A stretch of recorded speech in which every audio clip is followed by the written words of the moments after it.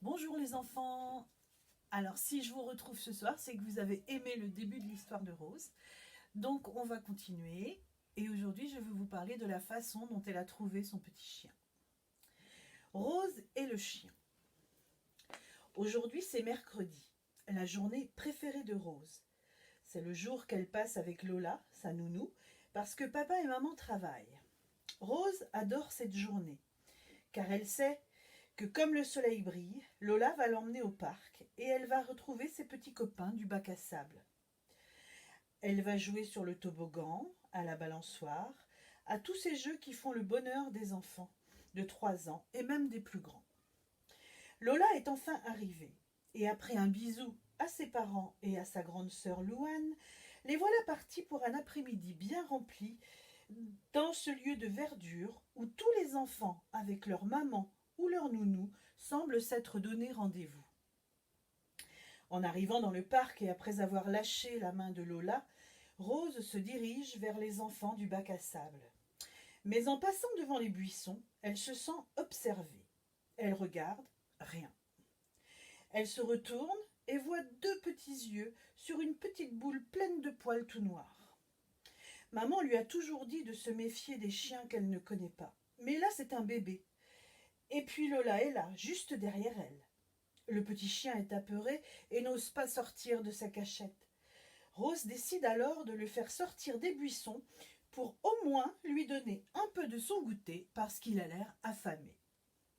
Au bout de longues minutes de négociation, la petite boule de poils commence à montrer le bout de son nez. Rose commence par lui tendre la main et réussit à lui caresser le museau. Le chiot, mis en confiance par la petite fille et sentant son estomac gargouiller devant le biscuit, se laisse caresser et se met à remercier Rose en tournant autour d'elle, aboyant de sa petite voix de bébé chien. Oubliez le bac à sable et tous les jeux du parc. Aujourd'hui, Rose ne va s'occuper que de ce petit chien. Lola, la nounou, est embêtée car elle sait que quitter le parc et le chiot sera un drame pour Rose. Tout l'après-midi ne fut que course effrénée, le chien poursuivant Rose dans tout le parc, en jappant de toutes ses forces, heureux d'avoir trouvé une amie. « Je vais t'appeler Bouba, lui dit-elle. Et comme s'il l'avait comprise, Bouba se mit à aboyer sur Rose, comme s'il la remerciait. Rose, toute heureuse avec son nouvel ami, ne voit pas l'après-midi passer et ne se rend pas compte qu'il va falloir rentrer à la maison et laisser Bouba dans le parc. Après le goûter, Lola commence à préparer Rose sur leur départ du parc et sa séparation d'avec le chiot. Mais Rose ne l'entend pas de cette oreille. Pas question de laisser Bouba et de pleurer tellement fort et de faire une si grosse colère que Lola n'eut pas d'autre choix que de ramener Bouba dans son sac à dos jusqu'à la maison de Rose. Le problème, c'est que papa et maman ont toujours dit qu'il était hors de question d'avoir un chien dans l'appartement, d'autant que Fripouille, le chat, prenait déjà beaucoup de place. Arrivées devant la porte, Lola et Rose se demandèrent comment elles allaient faire pour que Fripouille accepte Bouba, et surtout comment faire accepter Bouba à ses parents. Fripouille, ayant craché et fait le gros dos devant Bouba, retourne dans son panier et surveille le petit chien en le guettant du coin de l'œil pour lui dire qu'ici, c'était lui le chef. Le problème est réglé. Ouf! Louane, elle, était aux anges avec le chiot. Dans 10 minutes, papa et maman seraient là. Le cœur de Rose commença à jouer du tambour dans sa poitrine. Elle tenait Bouba dans ses bras et attendait, prête à défendre le chien auprès de ses parents. L'heure de vérité allait sonner. Maman rentre la première et laisse tomber son sac de course en voyant ce que Rose tenait dans les bras. Après un moment de stupéfaction, maman fit ses yeux noirs et demande à Rose ce qui lui avait pris de ramener ce chien à la maison, étonnée que Fripouille laisse faire.